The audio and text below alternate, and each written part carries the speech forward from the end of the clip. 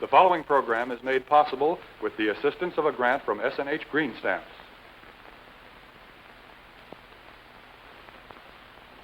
Boeuf Bourguignon, French beef stew in red wine. We're going to serve it with braised onions and mushrooms and a wine dark sauce. It's a perfectly delicious dish. I'd better taste.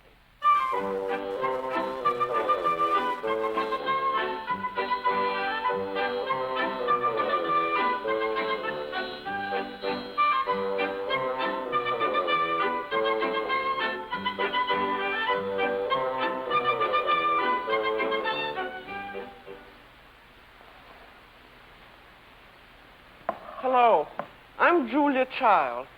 Welcome to the French Chef and the first show on our series on French cooking. We're going to make Boeuf Bourguignon, beef stew in red wine. And it's a wonderful show to begin our series on because it shows you so many useful things about French cooking. How to brown meat, how to braise onions, how to saute mushrooms, how to make a wonderful sauce. And you make a Boeuf Bourguignon just the way you make any other kind of a stew, like chicken, coq au vin. You can make lamb this way or veal this way. And now here's our beef. And I've made quite a few beef stews lately getting ready for this program. And I've tried several different cuts, some from the leg called the top round and the bottom round. And from all the stews I've made, I find that I like chuck the best. So these are various pieces of chuck. This is called the chuck tender, and it comes from the shoulder blade up here. And it makes an awfully nice stew because the meat doesn't get stringy. And this is called the undercut of the chuck, where it's like the continuation of the ribs along here where it gets up to your neck. And here's another piece of it. This is called flunkin meat, and that's awfully good. That's sort of from the short part of the ribs of the chuck. And you cut up the meat into pieces about like that. We're going to serve this for 6 people, so we want to have 3 pounds of meat. I usually count on 1 pound of boneless meat for 2 to 3 people, but if you have a good appetite, we want to have a little more than that. And then as you can make this stew way ahead of time, anything that's left over is extremely good. Now we want to get our pan hot, and we're going to saute it in this first until it's brown, and then we're going to put it in this pot into which we're going to cook it in the oven. But before you saute anything, you want to make sure that you have it good and brown, good and dry. So I just take a whole lot of paper towels like that and just dry the meat off. If you don't have the meat dry, you can't brown it because it's as though it were steaming. There's water on the bottom of the meat, and it just steams rather than browns. So you get it good and dry like that. Then we're going to saute this in oil. I usually use a light olive oil, which I get at my supermarket. And we need just enough oil to keep the bottom of the pan nicely filmed with oil, and then you can add any more whenever you need to. And then as soon as the oil is hot, and that's a very important point too, because you can't saute anything in meat that in oil that isn't hot. It can't be smoking and burning, but it just has to be hot enough so that it's going to brown the meat, and you can tell it's too hot if the oil begins to darken in color. This will take about 4 or 5 minutes to brown. And I'm not going to crowd the pan either. That's another extremely important thing, because if the pan gets crowded, then the meat steams again. I find these wooden spatulas awfully useful.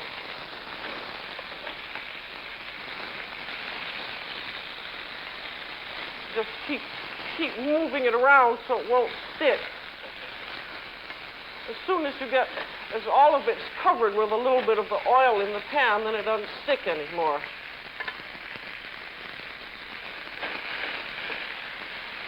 I'm going to put a little bit more oil in. You can't really give proportions to this because you just add the oil as you need it.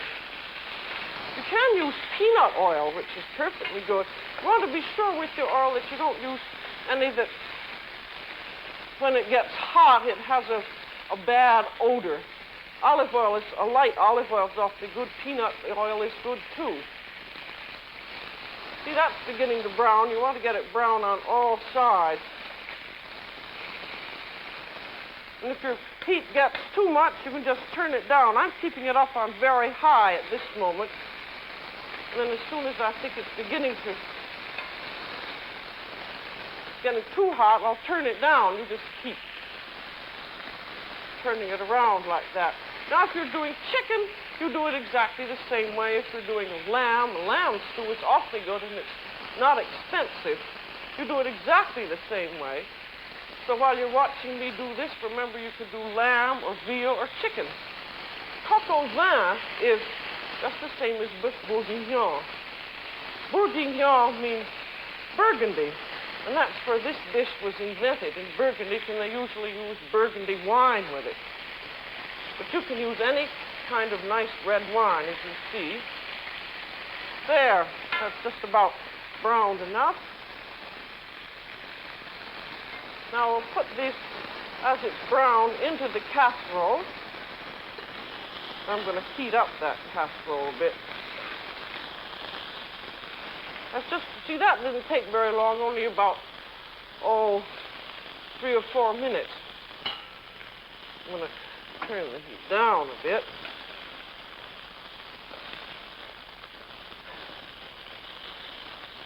These are new tongs and they stick a little bit. Now we have in here this nice sort of brown bit here that's left over from the browning. And this is part of your treasure of cooking. It's called a glaze, and we're going to deglaze it with our red wine. We're going to use about 3 cups, or about 2/3 the bottle. And this is called deglazing, when you pour the wine in and you're scraping up all this lovely brown coagulated juice, which gives color to your sauce as well as has a lot of flavor in it. Now we just pour that in, and then we're going to add some beef stock to it. We want just enough liquid so that the meat is barely covered. It's called à fleur in French, which means the meat looks like little flowers. That's just about 2 cups of stock in there. And you can use what's very nice as always is a homemade beef stock. But if you don't have that, you can use canned beef bouillon, which is very good too. Don't use canned consommé because that tends to be a little bit sweet. Now, while that's coming to the boil, we're going to add the rest of our flavorings here. We're going to put in a little bit of tomato paste, about a tablespoon, about like that. And then we're going to put in some bay leaf, thyme, this is first, about half a teaspoonful. And then a bay leaf. There's a difference in taste between French bay leaves and American bay leaves. And if you want it to taste very French, you buy what they call imported bay leaves. You can get them at almost any supermarket. And then, because this is a bourguignon, we have garlic. So here's a garlic press. You just put the whole garlic in there and go, "Urgh!" That's awfully easy, then you don't get it over your hands. And now, our stew is just coming to the simmer here. We want to give it a little taste to see whether we've got enough salt in it. You want to be very careful not to oversalt at this point because the sauce is going to reduce. Doesn't taste good now at all because the wine is raw. It needs just a little bit of salt. I'll put in, about a half teaspoon there. And now that's at the simmer, and I'm going to put it in the oven. Now this is going to go in a 325 oven, and it should cook very, very slowly, just at the bare simmer. And once it's in, except for checking the oven to make sure that it isn't bubbling and boiling, you don't have to look at it anymore. Beef takes about 3 to 4 hours to cook, depending on the cut and the tenderness. Lamb takes about 2 hours, and chicken only 30 minutes. And they're all done the same way. And now, while that's cooking, we're going to do the braised onions that go with this.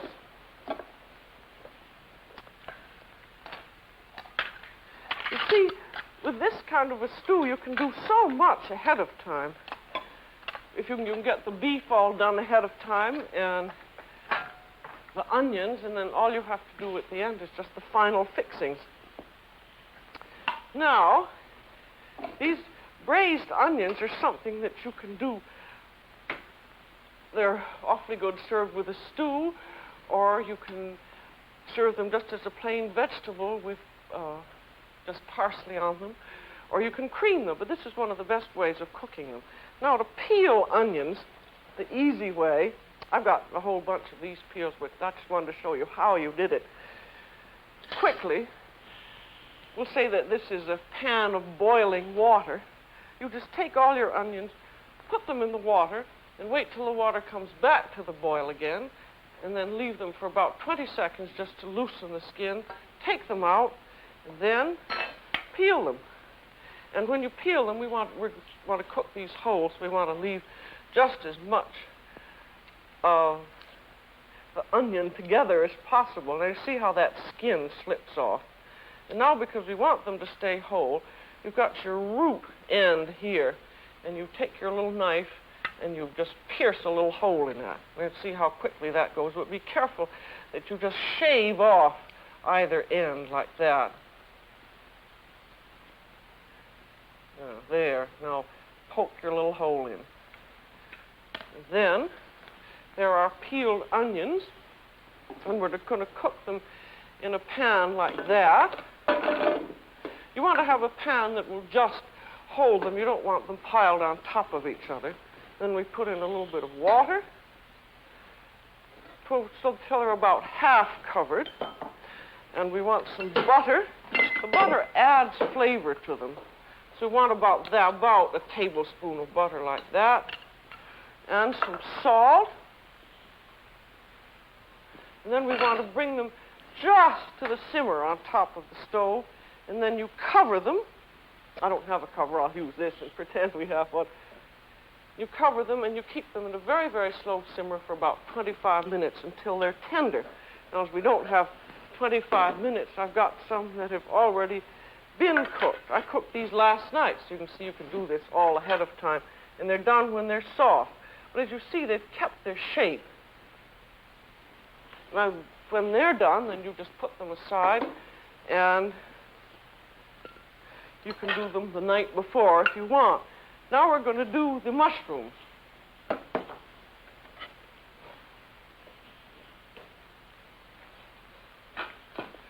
Now, this is the way you always saute mushrooms if they're to be sauteed. But first I want to show you about washing them, because that's important too.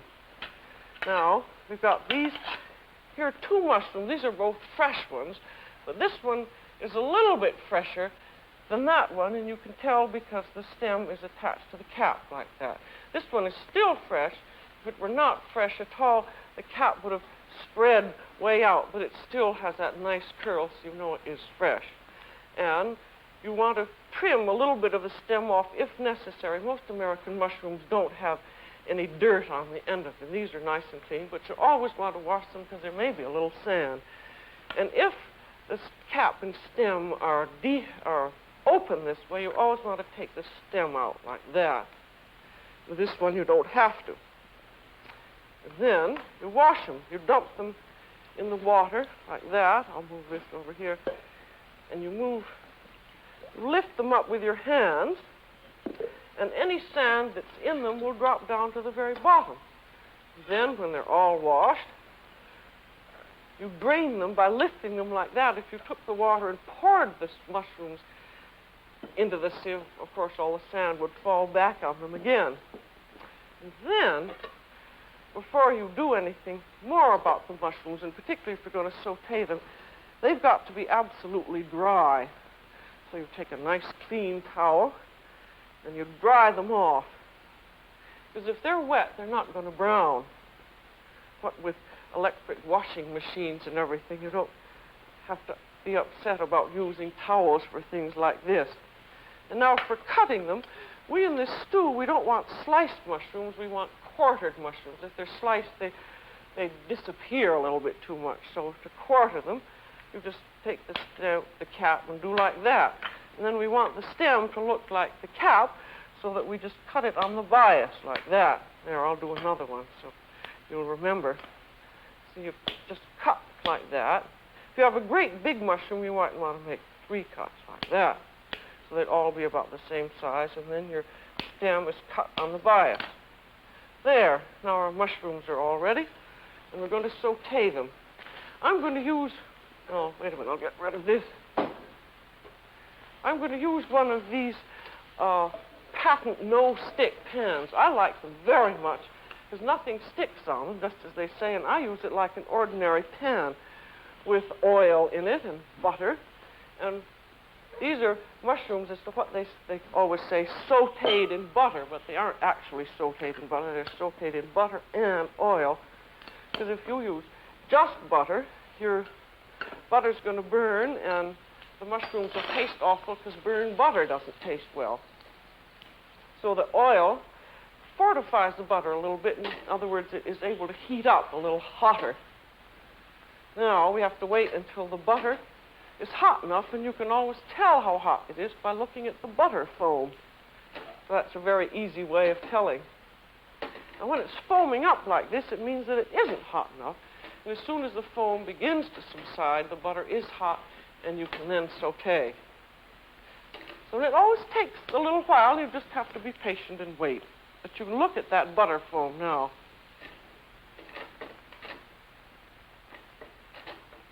See, it's still foaming, so you just still have to wait. But if you try to saute something in butter that isn't hot enough, it just isn't, they just aren't going to brown. So you have to be a little bit patient if you want success. Now that butter's hot enough, the foam has gone down, so in go the mushrooms. I think I'll have room for them all. Yep, I do. Well, almost. Yep. Well, I'll let them sit for a while over good hot heat. Then what's nice about this pan, you can just shake them like that. And that takes about 2 or 3 minutes. We'll just let them sit for a minute and then keep shaking them. If you wanted to saute them until they were cooked through, would take about 5 or 6 minutes. In this, we're just sauteing them a little bit so that they'll take on flavor. They always have, if you put them right into the stew raw, they just wouldn't have the right taste. So we just have to sit and wait until they're done. Now, this is about all that you can put in this size of pan. If you had twice this much, you'd have to do 2 sets of them. Because if you put more than this in, they'd start steaming, and then the juice would come out. And a properly sauteed mushroom doesn't have any juice. There. Those are just very, very lightly browned. And we can now set them aside. There. You see, these you can do ahead of time. So if you were cooking the stew in the morning or even the night before, you could have your mushrooms ready and your onions ready. And now our stew is cooked long enough, so we're going to get it out of the oven.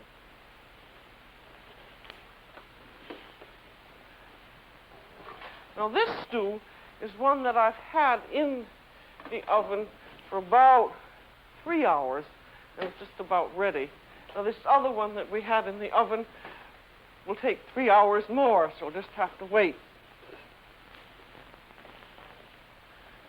Now comes the very important and not difficult thing about making the sauce.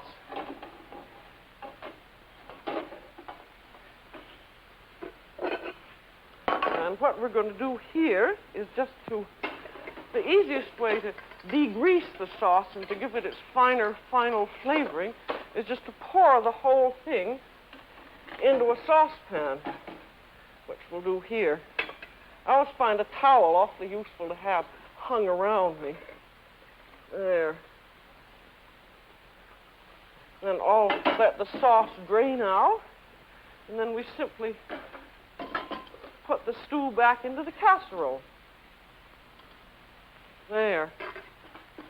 Now, we should have about 2.5 to 3 cups of sauce here, which we do just about.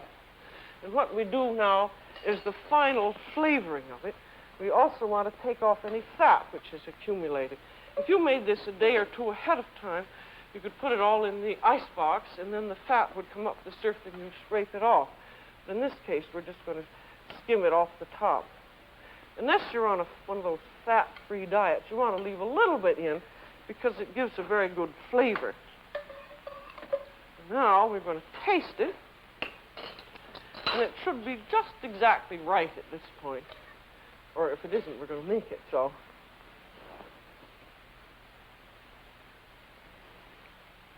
Well, that's very good. I think it needs a little more salt, and it needs some pepper. You don't usually put the pepper into a sauce until just at the end, because pepper sometimes can get a little bit bitter. So this hasn't had any, so this is the pepper going in now. Now I'll just taste it again to be sure. Always remember to taste things, because you can spend quite a bit of time and then forget to taste and find that it isn't just right. If you felt that it didn't have enough garlic, you could put some in now. Or you could put in a little more tomato paste or a little more thyme. In this case, we fortunately find it's just right. Now for the thickening of it. And this is a very simple French thickening called a beurre manier, or a butter and flour paste. We have about 3 cups of sauce here, so we want 1 tablespoon of flour per cup of sauce, and that'll give it just enough thickening. And we just put the flour into anything handy, like a little bowl, and then have softened butter. About it. Like that. And then we work the butter and the flour together. And it makes what is called a paste, and it's a very quick thickening. It's not what you call a haute cuisine thickening, but it's what you always use for a stew like this. Very typical of either the Boeuf Bourguignon or the coq au vin. There, now that's in the paste. And we're going to take the sauce off the simmer. We'll put it on a burner which isn't going, and just put this flour paste in and beat it up. These wire whips are awfully useful. And then we put it over heat again. We want it to bring to the boil.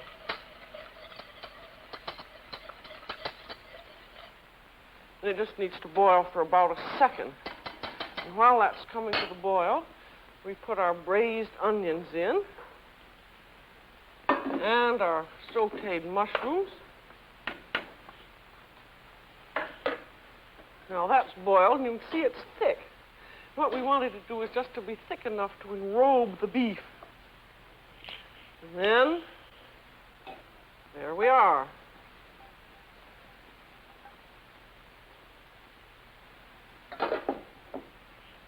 Now, if you want to do this ahead of time, you do it right to this point.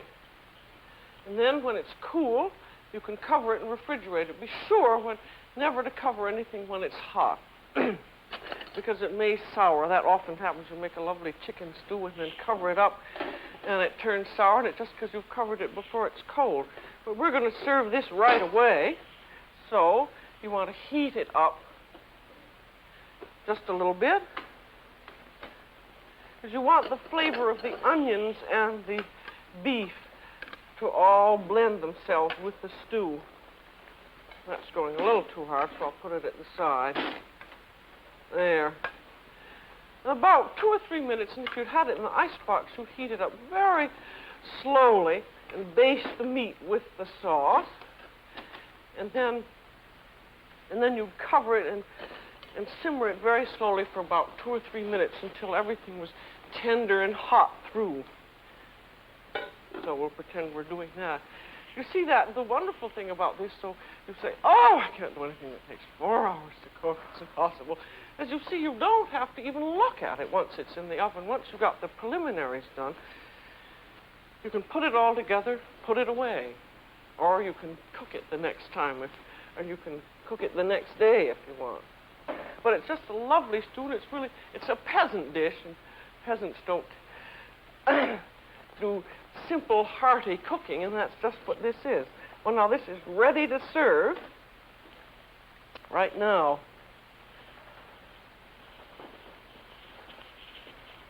This is going to be a very nice dinner that we have. We have our Boeuf Bourguignon, and we have what the French usually always serve with it, which are boiled potatoes with parsley on them, and a very nice green salad of romaine, and as always, the usual French bread.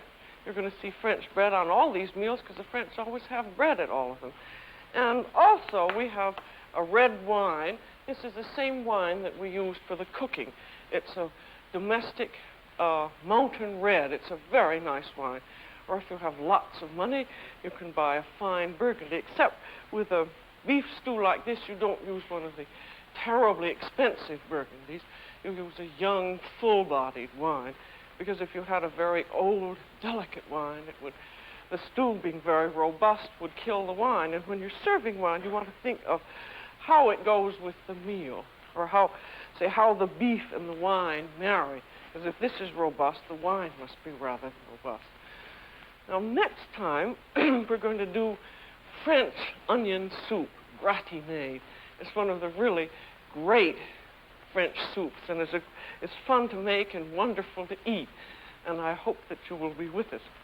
And I hope also that you feel that you can make a good stew after having seen this one.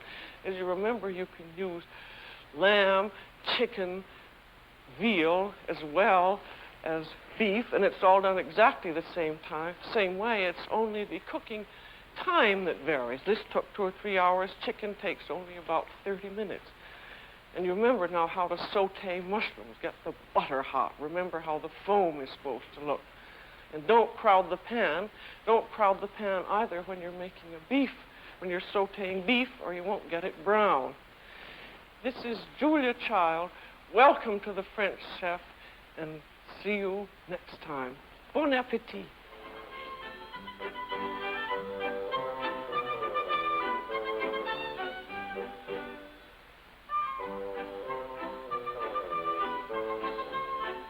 Julia Child is co-author of the book, Mastering the Art of French Cooking.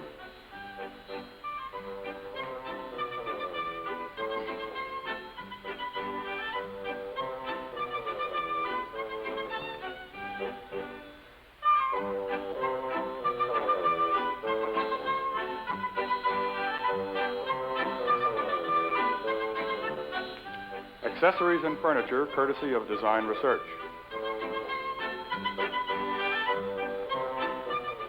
This has been a WGBH videotape production.